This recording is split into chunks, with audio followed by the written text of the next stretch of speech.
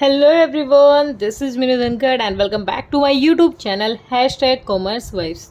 तो आज डिस्कस करेंगे क्लास 11th अकाउंटेंसी चैप्टर 4 है process and bases of accounting. और बेटा it's a request, her video में मैं बोलती हूँ कि अगर आप मेरे चैनल पे नए हैं या फिर पुराने भी हो जिसने अब तक मेरे चैनल को सब्सक्राइब नहीं किया है, प्लीज़ पहले मेरे चैनल को सब्सक्राइब करें और बेल आइकन को भी प्रेस करें ताकि जितनी वीडियो मैं डाल रही हूँ उसकी नोटिफिकेशन आपको मिल जाए। तो आज की क्लास में हम डिस्कस करेंगे process and bases of accounting कि जो प्रोसेस होती है अकाउंटिंग की या फिर किस बेस पर अकाउंटिंग हम करते हैं वो हम यहाँ सीखेंगे। प्रोसेस ऑफ अकाउंटिंग क्या होता है? प्रोसेस सबसे पहले हम क्या करते हैं, हम जो हमारे बिजनेस ट्रांजेक्शन्स होती हैं उनको आइडेंटिफाई करते हैं। आइडेंटिफाई लाइक ये मेरी अकाउंटिंग की प्रोसेस है। अकाउंटिंग कैसे करते हैं? सबसे पहले हमें क्या देखना है? हमें करना है आइडेंटिफाई। क्या करना है? आइडेंटिफाइंग किसको करेंगे? बिजनेस ट्रांजैक्शंस को। पहला काम ही हमारा क्या होता है? ये देखना कि जो हम अभी रिकॉर्ड करेंगे वो उस बिजनेस से रिलेटेड है या नहीं। बिजनेस का लेन देन, ट्रांजैक्शन क्या होती है? जो पैसे का लेन देन होता है। पहले हम पहचान करेंगे कि क्या वो बिज़नेस की ही ट्रांजैक्शन है। जैसे समोसों का बिज़नेस था अपना, अब कोई गेस्ट आया और वो 100 रुपये दे के चला गया, क्या वो बिज़नेस ट्रांजैक्शन है? नहीं, वो बिज़नेस ट्रांजैक्शन नहीं है। लेकिन अगर हमारे समोसे बिक गए या फिर हम आलू खरीद के लेके आए हैं तो वो दोनों ही क्या हैं? हमारे बिज़नेस को रिलेट कर रही है, बिज़नेस का लेन देन हो जाएगा। पहली चीज़ क्या करते हैं? हम आइडेंटिफाई करते हैं। सेकंड हमारा वर्क होता है रिकॉर्ड करना, रिकॉर्डिंग। सेकंड प्रोसेस होती है, इसमें दे रखी है आपकी, इसके अकॉर्डिंग नहीं करेंगे, मैं जैसे बता रही हूँ वैसे करेंगे। सेकंड, चलो रिकॉर्डिंग से पहले एक पॉइंट रह गया बेटा, सॉरी। रिकॉर्डिंग को आप अप डाउन कर लेना, यहाँ लिख देती हूँ मेजरिंग। अब हमने ये पहचान कर ली कि वो बिज़नेस ट्रांजैक्शन है, वो उस बिज़नेस को रिलेट कर रही है। लेकिन उसके बाद हमारा जो सेकंड पॉइंट होता है वो ये देखना है कि क्या ये जो बिज़नेस ट्रांजैक्शन है वो टर्म्स ऑफ मनी है, वो पैसे की फॉर्म में है या नहीं। ये हम डिस्कस कर रहे हैं। प्रोसेस जो रिकॉर्ड करते हैं वो प्रोसेस जो फाइनल स्टेटमेंट तक क्या हमारा सफ़र है वो कैसे कवर करेंगे। मेजरिंग करना, मेजरमेंट किस में होगी? Terms of money. यहाँ पर क्वांटिटी इंफॉर्मेशन को ही रिकॉर्ड किया जाता है, ना कि क्वालिटेटिव। ठीक है। अब हमने ये देखा कि वो बिजनेस से तो रिलेट कर रही है, लेकिन वो क्या है? टर्म्स ऑफ मनी है या नहीं। अगर मैं एग्जांपल लेके चलूँ कि अब मेरा जो बिजनेस समोसों का बिजनेस था, हलवाई है मेरा, वो बीमार हो गया है। ठीक है। अब वो हलवाई बीमार हो गया है तो मुझे इससे क्या मतलब है? दूसरा हलवाई बना देगा। ठीक है। अब बीमार हो गया है, चलो हो सकता है भाई थोड़ा सा मुझे इफ़ेक्ट पड़ेगा, मुझे लगेगा कि हाँ शायद बिज़नेस में आज मुझे थोड़ा सा मेरी अर्निंग कम होगी, समोसे कम बनेंगे। लेकिन वो क्या है? उसको रिकॉर्ड नहीं किया जाता। वो तो चलो वो बीमार हो गया, उसको फीवर है, हम उसको रिकॉर्ड थोड़ी ना कर सकते। लेकिन अगर मैंने 100 रुपये के समोसे बेच दिए तो वो अमाउंट किस में चला गया? मनी की फॉर्म में चला गया। उसको मैं यहाँ टर्म्स ऑफ मनी में क्या करूँगी? रिकॉर्ड करूँगी। सेकेंड स्टेप होता है हमारा मेजरिंग। थर्ड स्टेप होता है हमारा रिकॉर्डिंग। अब क्या करेंगे हम? रिकॉर्डिंग। पहले हमने पता किया कि वो बिजनेस से रिलेटेड ट्रांजैक्शन है या नहीं, बिजनेस से रिलेटेड लेन देन है या नहीं है। फिर देखा वो पैसे में है, पैसे वाली चीज़ें रिकॉर्ड करेंगे हम। फिर हम क्या करते हैं? रिकॉर्डिंग करते हैं। और रिकॉर्डिंग किस में होती है? हमारी जर्नल में। ठीक है। रिकॉर्डिंग किस में होती है? अपनी जर्नल में। जर्नल क्या होती हैं? जर्नल के 4 कॉलम 5 कॉलम होते हैं। डेट, पर्टिकुलर, LF, डेबिट और क्रेडिट। यहाँ पर जहाँ से भी पैसा आ रहा है जा रहा है सबको क्या कर लिया जाता है? रिकॉर्ड कर लिया जाता है। रिकॉर्डिंग के बाद करते हैं हम क्लासीफाइंग। अब क्लासीफाइंग क्या होता है? जो जर्नल में सारी चीज़ें इकट्ठी भरी पड़ी हैं, आलू खरीदे थे, समोसे बिके हैं, पॉलीथीन लेके आए थे, अच्छा मसाले खरीदे थे, सारे अलग अलग एक्सपेंसिव, सारी इनकम इकट्ठी जो भरी पड़ी है यहाँ से अलग अलग छाट दी जाती है। क्लासीफाइंग में क्या करते हैं? क्लासीफाइंग में हम अलग अलग लेजर में पोस्टिंग करना शुरू कर देते हैं। और लेजर में जब एंट्री करते हैं उसको कहते हैं पोस्टिंग। जर्नल से जब लेज़र में शिफ्ट किया जाता है तो वो प्रोसेस होती है हमारी पोस्टिंग। यहाँ पर हम लेज़र बना देते हैं, जहाँ खर्चे हुए थे, परचेज किया था, परचेज अकाउंट अलग से, कैश अकाउंट अलग से, परचेज रिटर्न अलग से, सेल्स अलग से, सेल्स रिटर्न अलग से, बिल्स रिसीवेबल, बिल्स पेबल, यहाँ पर अलग अलग अकाउंट बनाए जाते हैं। जो यहाँ इकट्ठी खिचड़ी पक रही थी ना, यहाँ से अलग अलग उसके दाना पानी सब कुछ निकाल के रख दिया है यहाँ पर, ठीक है। ये हो गया लेज़र। लेज़र के देन हम क्या करते हैं, अब लेज़र तो हो गया, अब आगे हमें क्या करना है, आगे करना है समराइज। अब ये जो अलग अलग बाटे थे,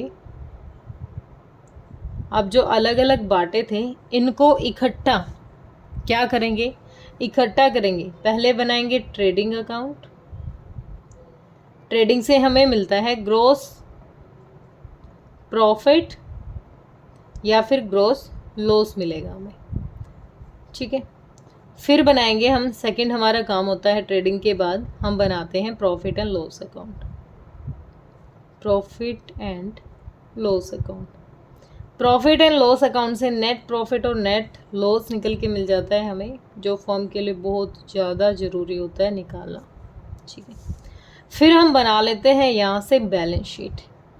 बैलेंस शीट बताती है कि हमारी फाइनेंशियल पोजीशन कैसी है, क्योंकि यहाँ एसेट और लाइबिलिटी देखी जाती है कि हमारी लाइबिलिटी ज़्यादा तो नहीं है एज़ कम्पेयर टू एसेट्स, ठीक है। हमने बैलेंस शीट हमने किया समराइज़, यहाँ तक समराइज हो गया। अब जो नेक्स्ट स्टेप है अपना वो है कम्युनिकेट करना। क्या है ये, यहाँ तक तो इतना ही दे रखा है आपकी बुक में, लेकिन अगली जो प्रोसेस होती है वो होता है कम्युनिकेट या इंटरप्रेट करना। कम्युनिकेशन कहो या फिर आप उसको इंटरप्रिटेशन भी कहो।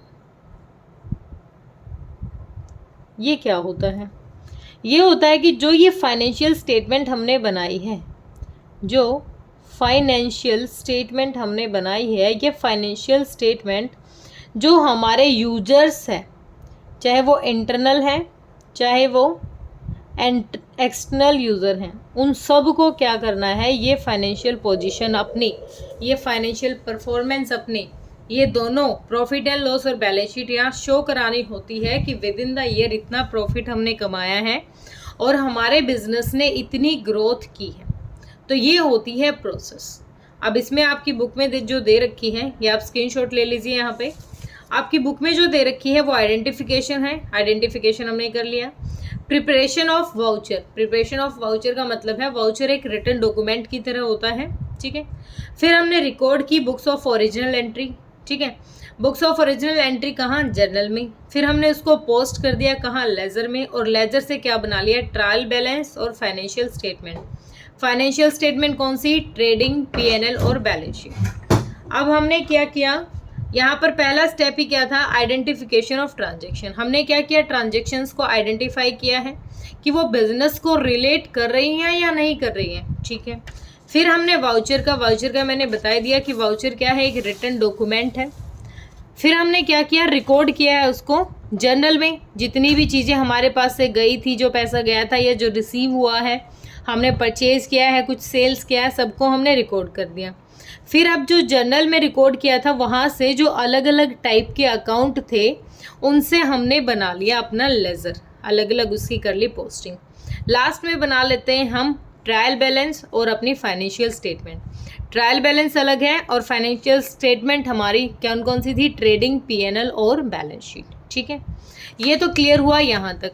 अब आगे है बेसिस ऑफ अकाउंटिंग, आगे है बेसिस ऑफ अकाउंटिंग। जो अकाउंटिंग करते हैं वो किस बेस पर करते हैं, क्या बेस होता है, उसके बेसिस क्या है। तो पहला तो होगा कैश बेसिस, ठीक है, और दूसरा होता है एक्रूअल बेसिस। कैश बेसिस कहता है कि जितना भी आप काम कर रहे हो, जो भी आप परचेज कर रहे हो, सेल कर रहे हो, वो सिर्फ किस में, कैश में करो, ठीक है। हम यहाँ पर चेक करते हैं कैश का इनफ्लो और आउटफ्लो, कैश का आना और कैश का जाना, जहाँ से कैश रिसीव हो रहा है और जहाँ कैश जा रहा है, सिर्फ उन्हीं चीज़ों को हम यहाँ रिकॉर्ड करते हैं। अब हमने सिर्फ क्या रिकॉर्ड किया, कैश ट्रांजेक्शन्स को रिकॉर्ड किया। तो क्या सिर्फ कैश ट्रांजेक्शन रिकॉर्ड करने से नेट प्रॉफिट हमारा निकल जाएगा, हो सकता है कोई हमारी दुकान से समोसे उधार ले गया और ये कहे कि 2 दिन बाद पैसे दे जाऊंगा, ठीक है, लेकिन समोसे तो गए हैं ना, पैसा नहीं मिला है तो हमें उधार भी तो रिकॉर्ड करनी चाहिए। लेकिन कैश बेसिस अकाउंटिंग कहती है मुझे सिर्फ किससे मतलब है, कैश से। कैश इनफ्लो हो या कैश आउटफ्लो हो, सिर्फ उन्हीं चीज़ों को क्या करेंगे, रिकॉर्ड करेंगे। अब देखो, ठीक है, हम कर लेंगे, कोई दिक्कत नहीं है। अब इसकी एडवांटेजेस क्या हैं और इनको ज़्यादातर कौन फॉलो करता है, इनको जो नॉर्मल प्रोफेशनल पीपल होते हैं, जैसे लॉयर है, डॉक्टर है, चार्टर्ड अकाउंटेंट है, उनको सिर्फ क्या देखना है, अपना नॉर्मली देखना है कि टोटली कितना कैश गया, कितना कैश आया है, तो वो इसको फॉलो करते हैं। किसी बिजनेस ऑर्गेनाइजेशन में ये यूज़ नहीं किया जाता, ठीक है। एडवांटेजेस क्या है, ये बहुत सिंपल है, रियलिस्टिक है और स्टेटिफाइड भी है। सेटिस्फाई तो है ही, क्योंकि रिकॉर्ड ही कितना करना है, 4-5 चीज़ें रिकॉर्ड करनी है, कैश कहाँ गया, कहाँ आया, कहाँ से आया। It does not require the use of estimate and personal judgement, किसी भी तरीके की पर्सनल जजमेंट का यहाँ कोई रोल नहीं होता। It is suitable for those enterprises where most of transaction are on cash basis, जहाँ पर ये उन एंटरप्रेनर के लिए हेल्पफुल है जो ज़्यादातर सिर्फ और सिर्फ कैश से रिलेटेड ही ट्रांजेक्शन्स करते हैं, ठीक है। अब नुकसान क्या है, नुकसान यह है कि ये ट्रू और फेयर जो प्रॉफिट और लॉस है वो नहीं निकाल के देता है। ये मैचिंग प्रिंसिपल कॉन्सेप्ट को फॉलो नहीं करता है, ठीक है। इसमें हमें गारंटी नहीं है कि जो प्रॉफिट हमारा निकल के आया है वो ठीक होगा, और कोई भी किसी भी तरीके की, जैसे कंपनी एक्ट 2013 इसको रिकग्नाइज नहीं कर रही है, ठीक है। ये इसकी एडवांटेजेस और लिमिटेशन थी। अब जिसके अकॉर्डिंग हमारी जो अकाउंटिंग की जाती है वो पढ़ लेते हैं। हमारी जो अकाउंटिंग होती है वो एक्रुअल बेसिस पर होती है। एक्रुअल बेसिस मतलब हमें यहाँ कैश को तो रिकॉर्ड कर ही रहे हैं, कैश आ रहा है, ठीक है, उसके साथ साथ जो सेल्स हमारी उधार में गई हैं, क्रेडिट में गई हैं, उनको भी रिकॉर्ड करेंगे, ठीक है। हम कैश को भी रिकॉर्ड करेंगे, हम क्रेडिट को भी रिकॉर्ड करेंगे, हम प्रीपेड को भी रिकॉर्ड करेंगे, हम आउटस्टैंडिंग को भी रिकॉर्ड करेंगे, हम एडवांसेस को भी रिकॉर्ड करेंगे।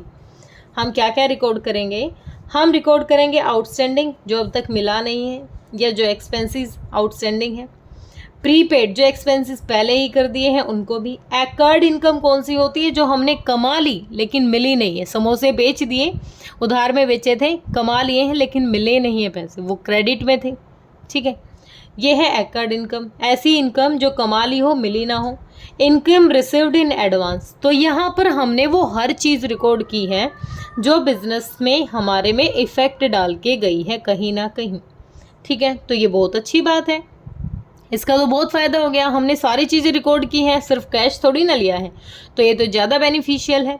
और इसको हमारी जो कंपनी एक्ट 2013 है ये भी रिकग्नाइज करती है, ठीक है। ये कहती है कि जो हमारी अकाउंटिंग होनी चाहिए वो हमारी एक्रुअल बेसिस ही होनी चाहिए, इसमें हर टाइप की ट्रांजेक्शन्स को हमें रिकॉर्ड करना चाहिए, ठीक है। एडवांटेजेस क्या हैं भाई, जो इसकी डिसएडवांटेजेस थी वो इसकी एडवांटेजेस हो जाएंगी, जो इसकी एडवांटेजेस थी वो इसके डिसएडवांटेजेस हो जाएंगी।